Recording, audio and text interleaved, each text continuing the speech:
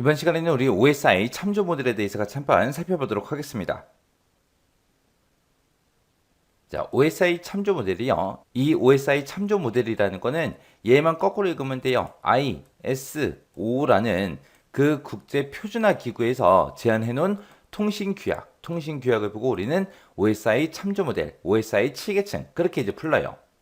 이 OSI 7계층이라는 건 말 그대로 1층부터 7층까지 그렇게 이제 계층이 나눠져 있는데 그 중에서 1, 2, 3층을 보고 우리는 하위 계층이라고 하는 거고 4, 5, 6, 7층을 보고 우리는 상위 계층이라고 합니다. 그래서 하위 계층에는 지금처럼 물리 계층, 데이터 링크 계층, 네트워크 계층하고 이렇게 세 개의 계층으로 나눠지고 상위 계층은 전송 계층, 세션 계층, 표현 계층, 응용 계층하고 이렇게 이제 네 개의 계층으로 구성이 돼 있어요. 상위 계층, 하위 계층 여러분들이 구분할 수 있어야 돼요. 그리고 1층부터 7층까지 물리 계층이 1층이고요. 응용 계층이 7층이에요. 1층부터 7층까지 그 순서 여러분들이 정확하게 기억하고 계셔야 됩니다. 그때 이제 앞글자만 따서 물, 대, 내, 전, 세, 표, 응 하고 그렇게 이제 앞글자만 따서 그렇게 기억하세요. 그래서 물리 계층은 1층, 응용 계층은 7층. 자, 요 OSI 참조 모델 같은 경우에는 여러분들이 필기 공부할 때도 전부 다 숙지했던 그런 내용들일 거예요. 자, 그럼 각 계층 어떤 특징들이 있는지 그런 것 좀 간단하게 살펴보고 지나가도록 하겠습니다. 자, 우리 물리계층이요. 물리계층이 이제 1층이죠. 이 1층에서는 두 장치 간에 실제로 접속되고 절단되는 그런 기계적, 전기적, 기능적, 절차적 이런 특성들에 대한 그런 규칙을 정의해 놓은 걸 보고 우리가 물리계층이라고 합니다. 여기서 이제 주로 정의하는 게 물리적으로 이제 전송 매체, 어떤 전송 매체를 이용할 거냐, 전송 신호 방식은 어떤 걸로 할 거냐, 그런 것들을 이제 정해 놓은 그런 계층이 있고요. 여기에 보게 되면 이제 RS232C라는 것도 있고, X21도 있고, 이런 표준들이 이제 물리 계층 거예요. 이 물리 계층에서 사용되는 그런 관련된 장비가 리피터하고 허브하고 이런 장비들이 있습니다. 이런 관련 장비, 네트워크 관련 장비는 다음 섹션에서 좀 더 자세히 살펴보도록 할게요. 그래서 물리계층에서 이제 어떤 것들을 정의하고 있는지, 어떤 표준이 있는지 그 정도 기억하고 지나가시면 돼요. 그 다음에 이제 2층이요. 데이터 링크 계층이요. 자, 얘는 링크예요, 링크. 해서 얘는 두 개 인접한 개방형 시스템 간에 신뢰성이 있고 효율적인 그런 정보 전송을 할 수 있도록 시스템 간의 연결을 설정해주고 유지해주고 종료를 담당해주는 거예요. 얘는 이제 송신 측하고 수신 측하고 서로 이제 속도가 차이가 날 수밖에 없어요. 그 속도 차이를 해결하기 위해서 흐름 제어 기능도 있고요. 그리고 프레임의 시작이다, 끝이다. 그런 것들을 이제 구분하기 위해서 프레임의 이제 동기화 기능도 해주고요. 그리고 오류 검출, 회복 이런 것들을 위해서 이제 오류 제어 기능 같은 것도 해줍니다. 그리고 이제 프레임 같은 것들을 이제 순서대로 이제 전송을 하기 위해서 순서 제어 기능도 있어요. 이 데이터 링크 계층에서 많은 일들을 해요. HDLC가 됐든 LAPB가 됐든 LAC가 됐든 MAC가 됐든 LAPD가 됐든 PPP가 됐든 이런 여러 가지 표준들이 있습니다. 이 데이터 링크 계층에서 관련된 장비가 우리 랜카드, 브릿지, 스위치 이런 것들이 있어요. 그래서 데이터 링크 계층은 뭐다? 두 개 인접한 개방형 시스템 간에 신뢰성 있고 효율적인 그런 정보 전송을 할 수 있도록 시스템 간에 연결을 설정해주고 유지해주고 종료를 담당해주더라. 여기에 어떤 기능들이 있다? 흐름 제어 기능, 그리고 동기화 기능, 그리고 오류 제어 기능, 그리고 순서 제어 기능 이런 기능들이 있다라는 거 정확하게 기억하셔야 돼요. 그 다음에 이제 3층이요. 네트워크 계층. 네트워크 계층이라는 거는 개방된 그런 시스템들 간에 네트워크 연결을 관리하는 그런 기능, 그리고 데이터의 이제 교환이 됐든 중계가 됐든 이런 기능을 수행하는 그 계층이 이제 네트워크 계층이요.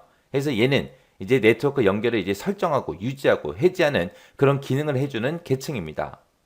이 네트워크 계층이 내가 이제 상대방한테 뭔가 데이터를 보냈을 때 상대방한테 어떻게 찾아갈 건지 그런 경로 같은 것도 설정해 주고요. 실제 이제 데이터 교환이 됐든 중계가 됐든 아니면 트래픽 제어 아니면 패킷 정보 전송 이런 것들을 수행하는 그런 계층이 우리 네트워크 계층이요. 그래서 얘는 가장 크게 보게 되면 가장 큰 일을 하는 게 상대방과 나와 그 연결을 관리하는 그런 기능을 하는 게 우리 네트워크 계층이요. 여기에는 X25랑 IP 이런 표준들이 있습니다. 이 네트워크 계층과 관련된 장비가 우리 라우터요. 왜? 라우터가 경로 설정을 해야 되니까. 사람으로 따지면 내비게이션이에요. 해서 경로 설정을 해주는 게 우리 네트워크 계층입니다. 그 다음에 이제 전송 계층이요. 이 전송 계층은 말 그대로 전송해주는 계층이에요. 해서 논리적 안정 그리고 균일한 데이터 전송 서비스를 제공함으로써 종단 시스템 간에 투명한 데이터를 전송할 수 있게 해주는 그런 계층이 우리 전송 계층이요. 그래서 얘는 종단 시스템 간에 전송 연결을 설정하거나 데이터 전송을 해주고 연결 해제 기능 이런 것들을 해주는 게 우리 전송 계층이요. 그래서 여기서 이제 주소 설정도 해주고요. 다중화도 해주고 이제 오류 제어도 해주고 흐름 제어도 수행하는 그런 계층입니다. 여기에 보게 되면 이제 TCP라는 게 있고 UDP라는 게 있고 이런 표준들이 있어요. 여기서 이제 TCP, UDP 하고 두 가지가 나오는데 이 TCP라는 거는 우리 사람들이 이제 서로 편지 주고 받잖아요. 편지로 따지게 되면 이 TCP가 등기로 우리가 편지를 보내는 거고 UDP는 그냥 일반 우편이요. 일반 우편. 일반 우편은 뭐 그렇게 중요한 내용이 아니기 때문에 뭐 그냥 잊어버리면 끝이에요. 근데 TCP 같은 경우는 이제 등기 우편이라고요. 얘는 꼭 상대방한테 꼭 전달이 되냐 안 되냐 그런 것까지 이제 확인할 수 있는 게 우리 TCP요. 해서 신뢰성이 있냐 없냐 그거 따지는 거예요. 신뢰성 있는 전달할 때 TCP, 그렇지 않을 때 UDP요. 그때 이제 관련된 장비가 게이트웨이가 있습니다. 그 다음에 이제 세션 계층이요. 세션 계층이라는 거는 송수지층 간의 관련성을 유지해주고요. 대화 제어를 담당하고 있는 그 계층이 세션 계층이요. 그래서 여기서 이제 대화를 구성하고 동기 제어도 해주고요. 그리고 데이터 교환 관리 기능을 수행해주는 계층이 우리 세션 계층입니다. 여기서 이제 동기점은 오류가 있는 그 데이터가 있을 때 그거를 이제 회복을 위해서 사용하는 걸 보고 우리가 동기점이라고 하는데 이 동기점에는 종류가 두 가지가 있습니다. 소동기점이라는 게 있고 대동기점이라는 게 있고 이렇게 두 가지가 있어요. 소동기점이라는 거는 상대방한테 데이터를 보내놓고 야, 너 잘 받았어 못 받았어 그런 거 안 물어봐요. 안 물어보고 그냥 전송하는 거고 대동기점이라는 거는 상대방한테 데이터를 보내고 나서 잘 받았냐 못 받았냐 물어보고 잘 받았다라고 하게 되면 그 다음 데이터 보내고 또 잘 받았다 그러면 또 다음 데이터 보내고 그런 식으로 이제 보내는 게 우리 대동기점이요. 그 다음에 이제 표현 계층이요. 표현 계층은 말 그대로 표현해주는 계층이에요. 서로 다른 데이터 표현 형태를 갖는 그런 시스템이 있을 때 그것들끼리 상호 접속을 위해서 필요한 계층이 우리 표현 계층입니다. 얘가 이제 주로 하는 게 이제 데이터 암호화. 내가 상대방이랑 뭔가 데이터를 주고받고 할 때 개인정보 같은 것도 있고 중요한 데이터도 있고 있을 수 있잖아요. 그런 것들을 이제 암호화를 시키고 코드 변환 같은 거 해주고 데이터 압축해주고요. 그리고 구문 검색 그리고 정보 형식 변환 관리도 해주고요. 문맥 관리 기능도 수행해주는 계층을 보고 우리는 표현 계층이라고 해요. 여기서 가장 중요한 말이 코드 변환, 데이터 암호화, 데이터 압축, 구문 검색, 정보 형식 변환, 문맥 관리 이런 말이요. 내가 만약에 데이터를 암호화 시켜서 보내게 되면 상대방이 그거를 이제 풀어서 복호화 시켜서 봐야 되겠죠. 그때 이제 내가 암호화 방식을 어떤 걸 사용했는지 상대방한테 알려줘야 상대방이 적절하게 이제 암호화된 거를 이제 복호화를 해서 자기가 이제 데이터를 볼 거 아니에요. 그 다음에 이제 응용 계층이요. 응용 계층이라는 거는 사용자가 OSI 환경에 접근할 수 있도록 그렇게 이제 서비스를 제공해 주는 걸 보고 얘기합니다. 이 응용 계층에서 이제 제공해 주는 서비스가 정보 교환, 그리고 전자사서함, 그리고 파일 전송, 가상 터미널 이런 서비스를 제공해 주는 게 우리 응용 계층이요. 자, 이렇게 이제 OSI 참조 모델에 대해서 살펴봤는데 OSI 참조 모델에 요 7개의 계층이 있어요. 이 7개 계층, 상위 계층이 뭔지 하위 계층이 뭔지 여러분들이 정확하게 기억하셔야 되고요. 1층에서 어떤 역할을 하는지, 2층에서 어떤 역할을 하고 3층에서 어떤 역할을 하는지 각각 계층마다 어떤 역할을 하는지 정확하게 여러분들 알고 계셔야 돼요. 왜? 이런 특징 같은 것들을 이제 써놓고 이게 무슨 계층이냐 그렇게 물어볼 수 있잖아요. 그래서 무슨 계층이 어떤 역할을 하는지 정확하게 숙지하고 지나가시기 바랍니다.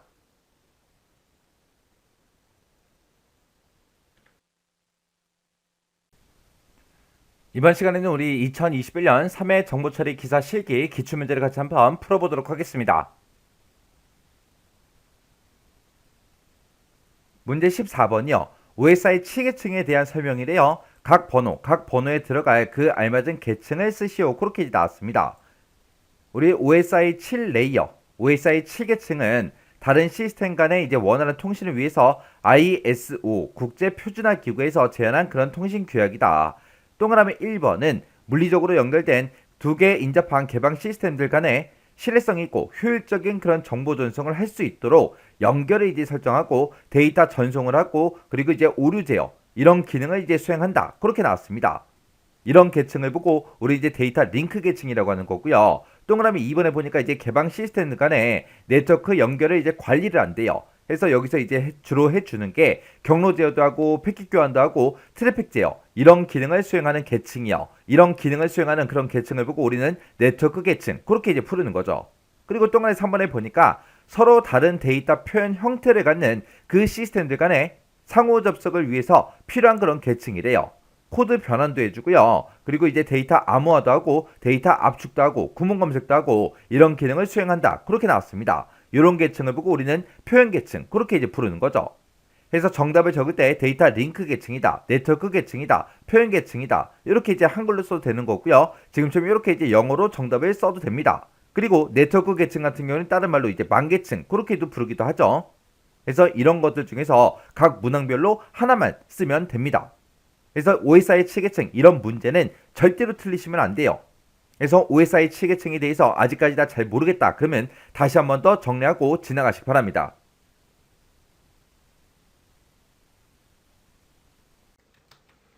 15번 문제요. 자, OSI 참조 모델의 계층을 쓰시오 그러고 나왔습니다. OSI 참조 모델에 보게 되면 OSI 7계층이 있었죠. 그 중에서 이제 어떤 계층에 대한 설명인지 그걸 쓰라는 거예요. 자, 요 문제 같은 경우는 우리 신화공 교재에 실기 교재에 있었습니다.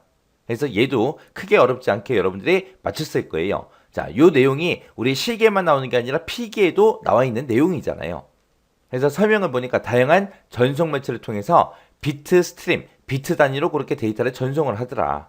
그리고 전송에 필요한 두 장치 간에 실제로 접속을 하거나 절단을 하거나 하는 등 기계적, 정기적, 기능적, 절차적 이런 특성에 대한 규칙을 정의하는 계층이 뭐냐라고 물어봅니다. 우리 이런 계층을 보고 우리 물리계층이라고 그렇게 부르는 거죠. 그래서 정답을 쓸 때 그냥 물리계층 하고 얘를 써도 되는 거고요.